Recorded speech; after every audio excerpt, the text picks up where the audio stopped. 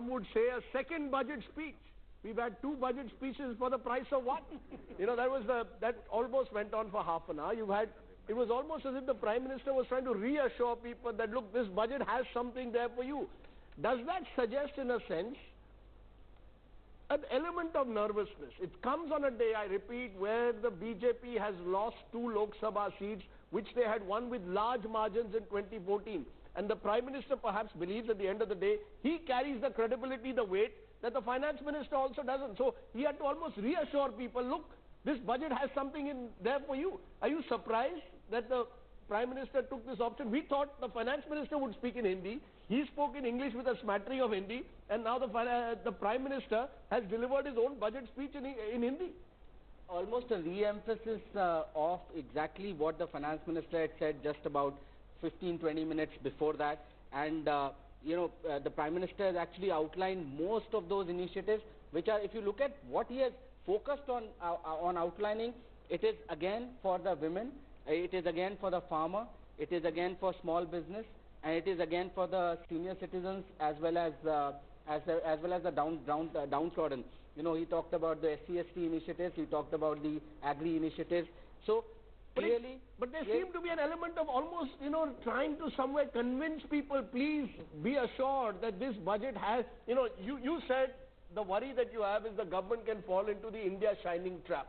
Mr. Modi in that speech was trying to assure people, look, this is not India shining. This is about you. This is a Bharat budget. I'm going to let you finish your proof. Yes, go ahead. I think there is a sense of nervousness for sure. Yes. I think the speech where he's trying to reassure, he's trying to tell people that, it will benefit you. But whereas, while we see the details, while we see the customs duty notifications, and there are plethora of customs duty and excise notifications, I think the story may be something else. So I think you are, Rajdeep, to a very large extent right that, there is that sense of nervousness, and whether that sense of messaging which had to go to the people, is it going in the right way? Ajay, you're going to leave us in a short while from now, so I just want to understand from you. Do you believe that messaging will go down with the people? At the end of the day, reality has to match what is told on a television screen. Yes. People are going to say agrarian distress is real. Is real. You gave us a figure. What, a farmer commits suicide every 41 minutes in this country? 40 minutes. So given that, is a speech like that going to reassure parts of the country that suffer from agrarian distress today? I think as the speech has got over, it's like a trickle-down effect of an economy. That as figures are trickling down, you realize that allocations that I think your mic has gone off. I'll try and bring you back in a moment with the mic back, but let's take no break. Okay, my producer says we don't have to take a break. But let's look at the gap between reality and rhetoric. Let me say what Ajay wants to say. Let me say what Ajay wants to say while he gets his mic. What he's saying is the allocations which are seen now in the budget document do not match the rhetoric. Yes. Okay, that has not been matching the rhetoric. Give me an example. You said of health sector. Health sector, there's this huge health insurance which was announced. When you look at the numbers, the entire budget for the health ministry from 51,000 crore, it is going up to less than 53,000 crore. So you are having an increase of just around, say, 1,800 crore, 1,700 crore. So with that 1,700 crore additional money, a health insurance scheme for 10 crore. So you're questioning numbers. Yes, Ajay's got his mic back. Rhetoric versus reality. So what you're saying is that it is a farm-centric budget, it is a Bharat budget, but the allocation for the agriculture ministry is only 5,000 crores more than last year. And I think if I was to sum it up in a quote, because the finance minister quoted Swami Vivekananda, let me quote Benjamin Franklin, who at the time of the USA Declaration of Independence said that we must all hang together, or most assuredly we will all hang separately. I mean, if the figures are like that, that's where we are heading. Yes, Ms. Mahota. Professor, quickly. I'm quite pleased with many of the things that have been allocated for agriculture. Yeah. The focus on women, the focus on self-help groups, something for urban housing. But what I'm noticing in the fine print, when I've gone to the memorandum of the speech, I'm looking at increases in customs duty. You will recall that I was raising this point that manufacturing has suffered in the last 10 to 15 years, and I've been waiting for this nationalistic government and nationalistic finance minister to actually raise import duties within the bounds of the WTO. And I'm now finally seeing for electronics, for furniture, the labor-intensive furniture, for footwear, for automobiles, rises of customs duties have risen, which should, better late than never. Finally, it seems to be happening. This is really reassuring from a perspective of manufacturing, because what has been happening with manufacturing over the last many years, over a 15-year period, is the following.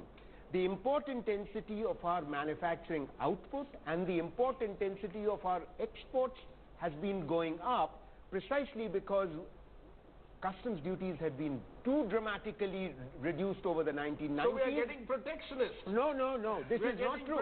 No, please let us not use this term, because we are finally getting to a little bit of protection for our domestic. You see, unfortunately, Maybe there's one fine print on this. Can I yes. the fine print on this? The realization from customs revenue in 2018-19 is 1,12,000, as against the realization from customs revenue in this year of 1,35,000. Yeah, so there's a revenue consideration. Yes, it's been. That's one of the reasons. wanted to dip in. That means that rates have been falling. Yes. That's one of the reasons. Yes, But next Mir, yes. You know, there are a couple of things here. The reason that he gave a half-an-hour speech was because I think the effects of the ground of this budget are not going to necessarily be sensed in a time frame of the announcements in this budget, are not going to be sensed in a time frame that makes sense electorally and politically for him. So the Prime Minister has to go and push hard, saying this is our intention, even if you don't see it in your own life. And you're not likely to see it in your own life because the numbers aren't there, the allocations aren't there, because the money isn't there.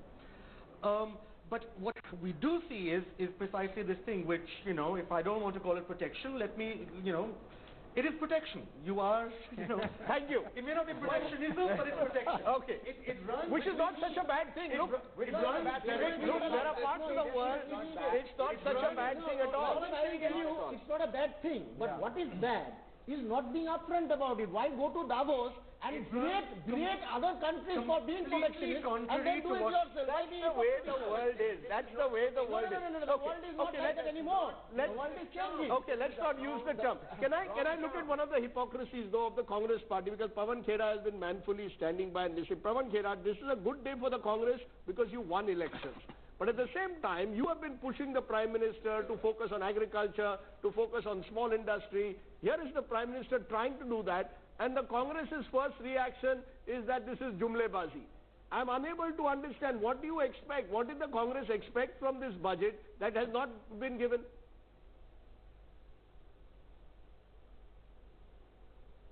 Why do we say it's jumlebazi? Because so far, if you remember, he had promised for farmers MSP plus double.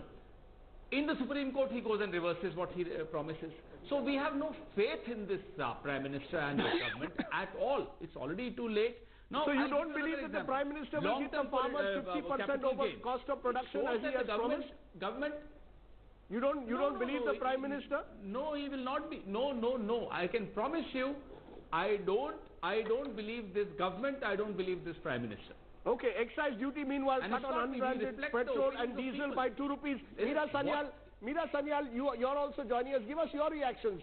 You've also been critical in the past that the Prime Minister is not thinking holistically of areas like health, education. Now, it appears, at least when we read the first part of the speech, that was a prime focus. Do you believe he's done enough, gone far enough or not? I'm sorry I said Prime Minister, it should be Finance Minister, but we had 2 budgets in one today.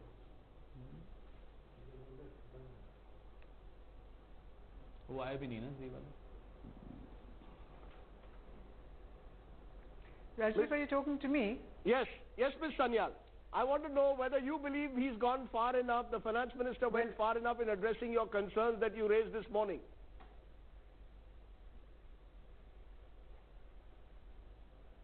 I think he's certainly addressed the concerns regarding agriculture, health and education.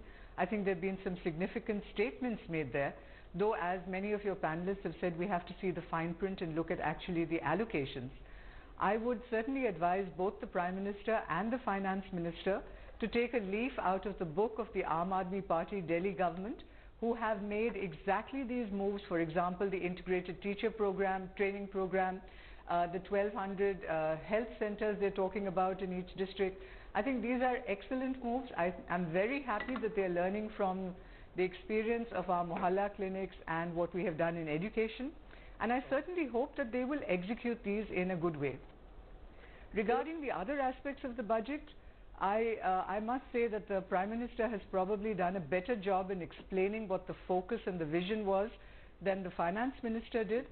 But as in every budget, I think there will be some skepticism in terms of what is going to be the difference between the words, which are in some cases quite impressive, and the actions, which in all cases have been extremely weak. Okay, that would be my first take. As we look at the fine print in a moment, let's look at that breaking news. Rajiv, makes sense for that. Excise duty cut on unbranded petrol, diesel by ₹2. That's presumably part of the existing system as there's nothing to do with the budget at all. Is it both petrol and diesel? Yes, apparently. What I'm wondering is, unbranded petrol and diesel, where is it sold? It's hardly any, unbranded petrol and diesel is sold. It's all branded petrol and diesel which is being selling in the country. So I don't know how much will this impact, but overall, if there's a ₹2 reduction in petrol and diesel sales, it's going to hit the government by 13,000 crores.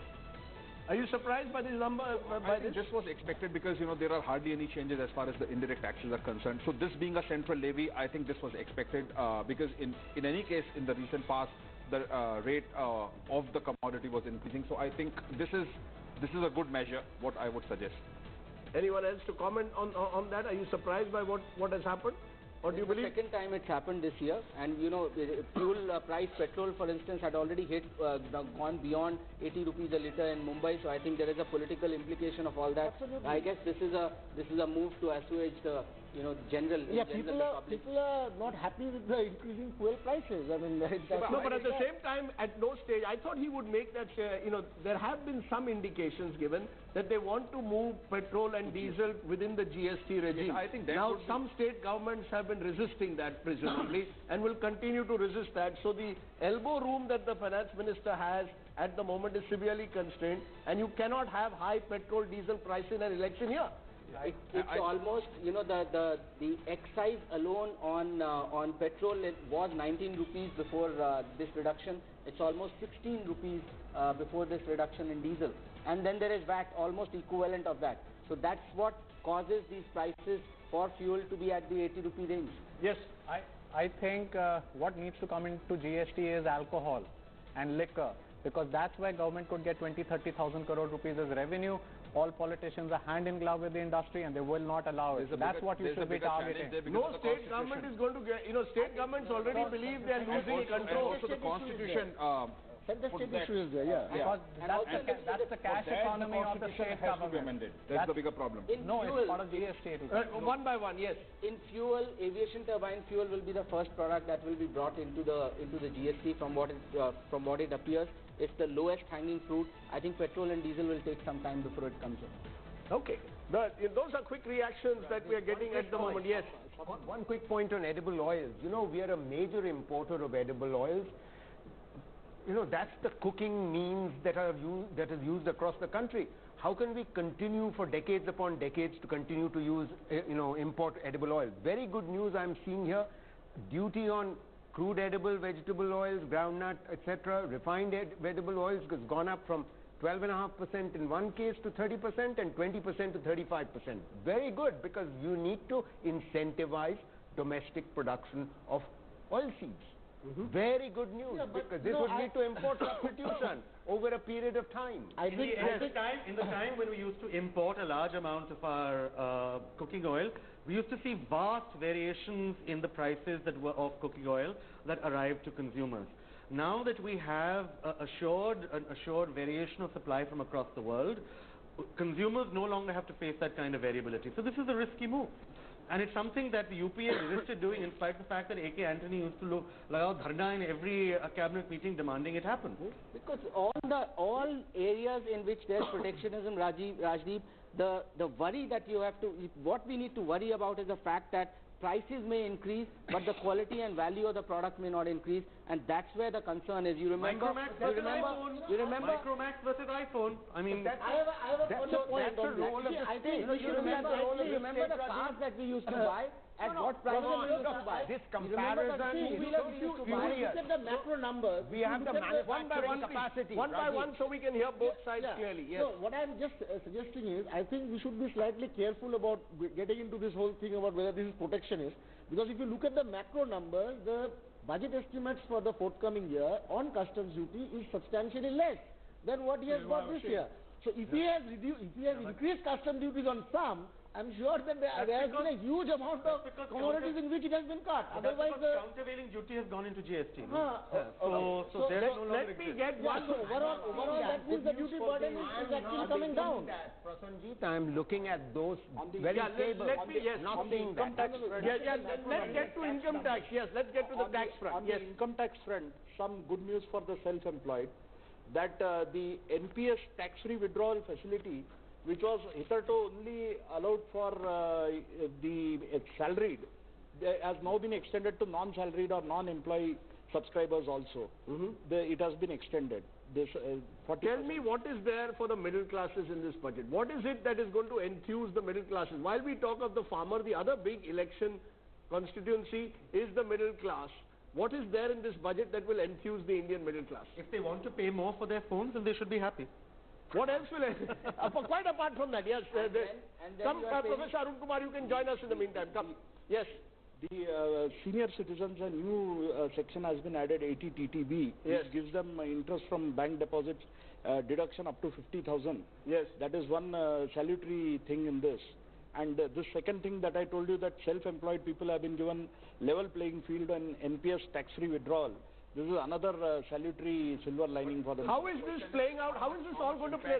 How is this all going to play out politically? Because I keep reiterating, this is a day when some element of politics has played out. The Congress has made a huge gain in the state of Rajasthan. Syed Zafarul Islam, BJP spokesperson, a former banker himself. Syed Zafarul Islam, are you seeing a dissonance? The Prime Minister pitching for his vision for a Bharat-driven budget, a budget for the common man, an Aam Aadmi budget. But in a state like Rajasthan, you've suffered a very big defeat in a by-election. Should I be seeing any signs of concern today in the BJP with those Rajasthan results on the back of what you said today in the budget? Well, election had happened, the polling had happened few days ago, not today. So the result will obviously is not a reflection of the budget. No, is it a reflection of the concerns that voting classes are moving away from you, particularly the young? We are talking about the middle class. You tell me what is there in this budget for the young. What will give them a sense of enthusiasm that the investment cycle will be kicked off again and jobs will be created? The Prime Minister emphasized that, but we don't know where the jobs are really going to come from if private investment does not pick up. Rajiv, let me address that. See, it is a very balanced budget. It is a growth-oriented budget. While Those it are has fine been, words. No, let me just, I'm coming to that, specific. If you really want to talk about the creation of jobs, then you have to see that the retirement benefits in terms of EPFO contributions have been agreed by the government of India that they will provide across all sectors. That's a big boost that will incentivize all the employers besides MSME sector. That's the biggest employer, that there the tax rate have been cut from 25 to 25%. That will again boost okay, let's growth. Look at that. You've raised a specific issue. For MSMEs up to 250 crores, they will now pay 25% tax only. Right?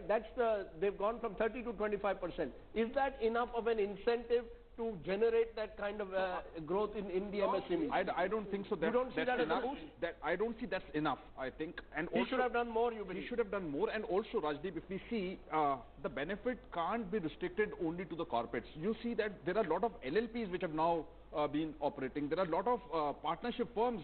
Now, all these LLPs and partnership firms, as compared to this corporate section, would be at a higher rate, which would be at 30%. Okay, Professor Arun Kumar is joining us from a small break that he took there. Your first reaction since you are now coming in, is there a sense that this budget, that he's made a good effort, given his constraints, but not imaginative enough?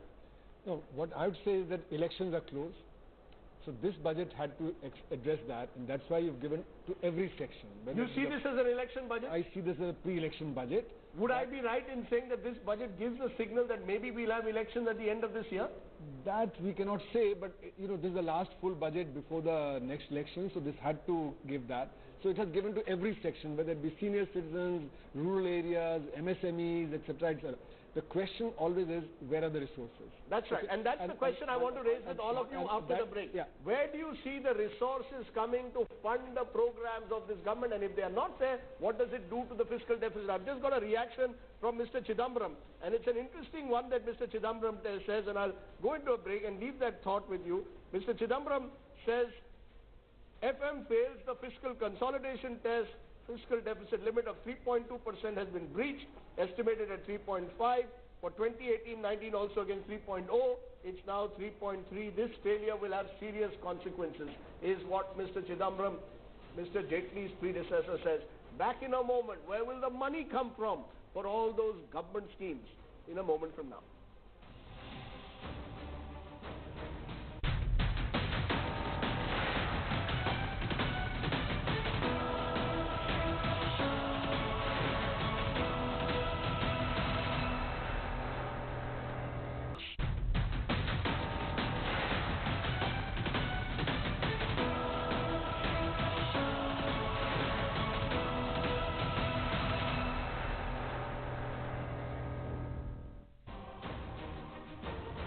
Welcome back. We're dissecting the finance minister's speech, his budget speech, which in a sense has given us every indication that we are in an election year. 12 months away, certainly, from a general election. The last full budget speech of the finance minister, trying to give a little bit to all, in a way.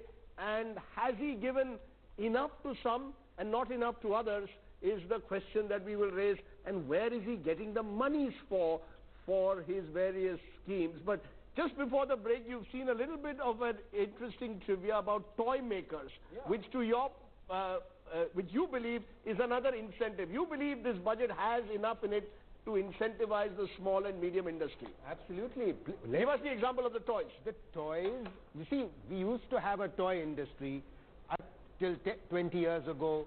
Unfortunately, the opening up of the markets too quickly is my argument. Opening up was necessary, it was a good thing, it led to many good things, increases in productivity across the board. We know that. However, it also led to a certain amount of deindustrialization. Now, what the finance minister has done to increase the customs duty on toys of various kinds 10 to 20%. And this is simple labor-intensive manufacturing.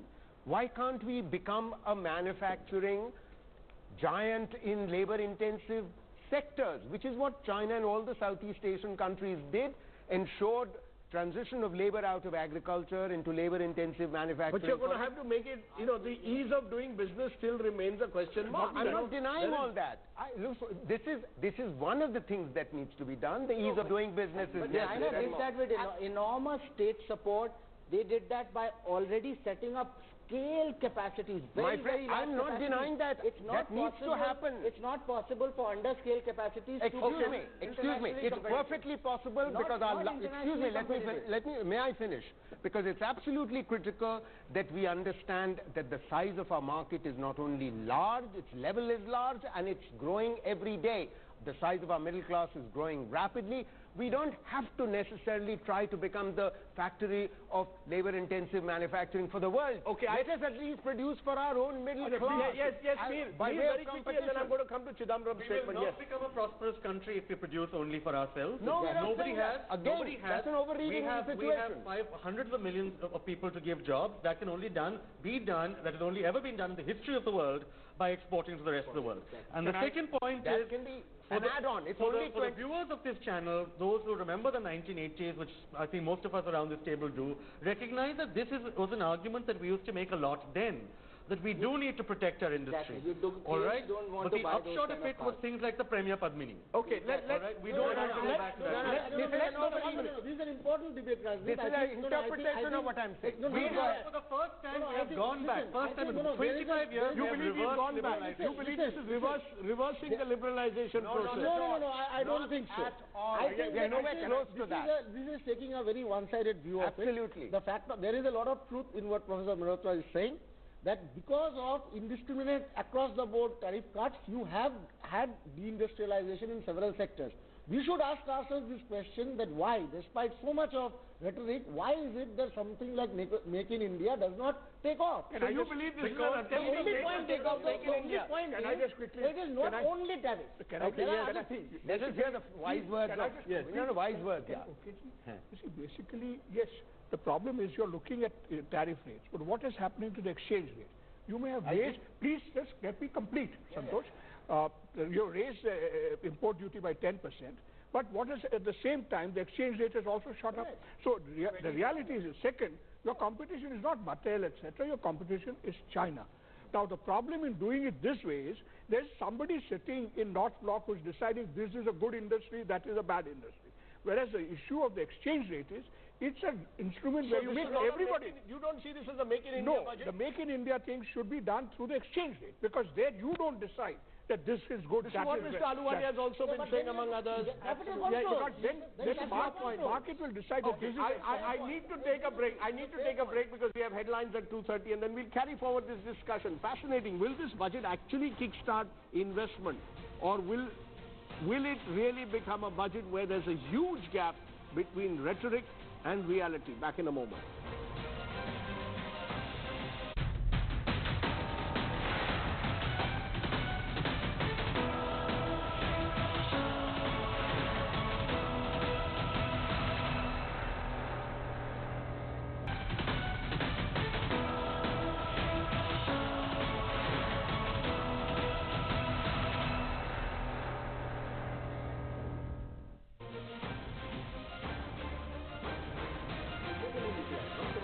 Welcome back. Let's look at the other big challenge that the finance minister clearly has, in a way, outlined. He's not met his fiscal targets, and there is a fear that the fiscal deficit will come under increasing pressure in this election year. Where does the finance minister get the money from for all these schemes? Is there a sign in the budget that you got as to where is the money coming from? You know, I think the finance minister expects the GST to stabilize by then. For the next year, you do expect the GST collections to be in the region of 90 to 95,000 crore per month. And then he's also set an additional target for the disinvestment, which is about 80,000 crore. He's expecting at least a 16 to 18% growth in direct taxes and about 20% growth in indirect taxes year on year. And that's been the, in the calculations that you can see. So I guess he's expecting a significant buoyancy as far as the indirect tax collections are concerned once GST stabilizes, and direct tax collections would at least get to about 16 to 18%. Yes, one by one.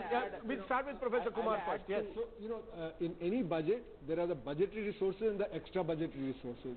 The budgetary resources consist of tax and non-tax revenue, and that's what we see here. But the extra budgetary resources that are always there, which the finance minister claims, come from public sector units, various other things.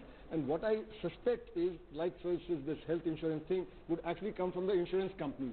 Just like a lot of things that are done on the credit side are coming from the banking units. And they will therefore go sick over a period of time, and that is what we will see in the future, that they then be divested. Because that's what happened with Air India, that you run your public sector down and then you divest them, and that is where I suspect. The second thing is, because of the crisis that we had in terms of employment, in terms of the government was forced to announce these large number of schemes so as to say that, look, we have met all the challenges. So the last year and a half's problems are now visiting us in this budget. That's an interesting way to put it. That and I think you're making those points, Rajiv. The strains of the past are now coming back to haunt us, which is why the finance minister, in a sense, was constrained while pitching this budget. Yes, you wanted to. Where do the revenue? Is Mr. Chidambaram right that we could be heading for a catastrophe if these numbers are not met? Actually, the finance minister mentioned about NHAI accessing capital markets and getting funds for road building. So that takes pressure off the budget to that extent. So he may get the private, the public sector authorities or the statutory, like NHAI, separate corporations or FCI or even for that matter, Airport Authority of India to access capital market and get the money and reduce the pressure on the budget. So that is one of the options that is open to him, and he has indicated he will exercise that. Basically, I've just done with calculations and numbers. He has projected a revenue growth of 16.6%. No? And that's probably mostly because of indirect taxes. You know, very substantial. Is he being over ambitious? I would say that it is a little over the averages that have prevailed over the past 10 years, a couple of percentage point averages. I would not describe this as a potentially disastrous type of situation. It is a little ambitious, but at the same time, his expenditure growth is only 10%. So that's very modest for an election year. In previous election years, people have normally... In a sense, was the Prime Minister right when he said, look, this is not a populist budget. I don't drive budgets based on electoral considerations. See, if you look at the revenue performance, apart from corporate tax and disinvestment, all the other targets set in last year's budget has not been fulfilled. From GST to even income tax, they are just reproducing last year's figures, means there is a shortfall, and in all the other kind of taxes. So obviously, whatever this huge amount of revenue growth that he is projecting has to be taken with a pinch of salt. I think it was not possible to make a very populist budget to the extent beyond whatever is there. Is because the government has already busted the fiscal deficit target of 3.2% to 3.5%. Yeah, so I will you couldn't have gone beyond this and raised more money and spend, because you were then looking at a higher inflation and more taxes. Therefore, Meera Sanyal, would I be right in saying that the finance minister in some way has tried to, in a sense, be honest with the people of this country that, look, even though there would be expectations of being more ambitious, I've scaled down some of those expectations in the belief that I do not have the revenues to have that large-scale government expenditure. If it's only 10%, as is being pointed out, it isn't as much as it would normally be in an election year. It's in line, of course, with the 2013-14 number. Well, Rajdeep, there are many things I would call this budget, but I certainly wouldn't call it honest. The finance minister started off by, claiming that we had done such a wonderful job on growth. I think he omitted to mention that he had got a big windfall from the lowered prices of oil. Now, clearly, he's not taking that into account, and when he says that he's going to stick to FRBM targets for the next year, that's certainly going to be taken with a pinch of salt. One of the things I've been doing while in this last 1 hour and also while listening to the Prime Minister was to actually go through the fine print of the finance bill. And there are 28 pages of what I would call tinkering on direct taxes. Now, we know that there is an Arvind Modi committee which is coming up to review direct tax code. Why couldn't the finance minister simply have said, I'm not making any changes, I'll come back to you with a revised tax code later this year? If this government is serious about ease of doing business, about simplifying things, about making things easier, it would have been far easier to do that. For example, on long-term capital gains, something which I've just picked up, is that the Section 54 EC, where earlier you could invest in bonds for long-term capital gains, which was locked in for 3 years, has now been made 5 years. So the finance minister has this habit, and we've seen this in every budget, of slipping in these small things which later emerge and then sometimes are changed and sometimes not. Why? I mean, this is not the sign of honesty. You want to make things more transparent. You want to make things easier. It's going to take chartered accountants a full 5 weeks to go through all of this fine print and explain to the country actually what's happened. How is this honest in any sense of the word?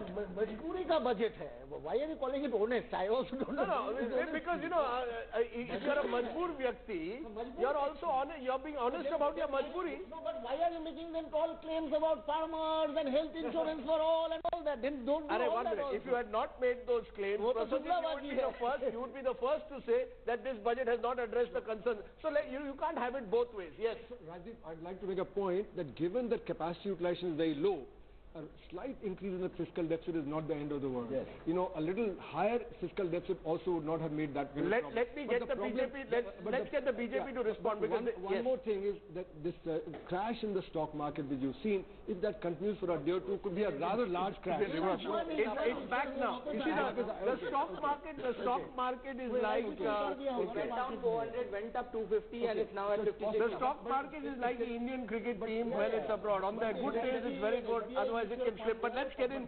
Let me for a moment bring in Zafar Islam, because you wanted to respond to Meera Sanyal. Meera Sanyal says there has been too much tinkering. This is a finance minister who tends to tinker, and when you tinker, you're not being entirely honest. See, she can have opinion of her own, but finance minister is not expected to explain and cover everything in the budget speech. Having said that, let me also respond to the fiscal deficit number you were talking about. Yes, marginal slippage is there, but this 11th month, this number of tax collection is of 11 months. Secondly, I have to stop you, Zafar Islam, because the finance minister is now speaking on Doordarshan. This is a good point on which to turn to the man of the moment and take a break.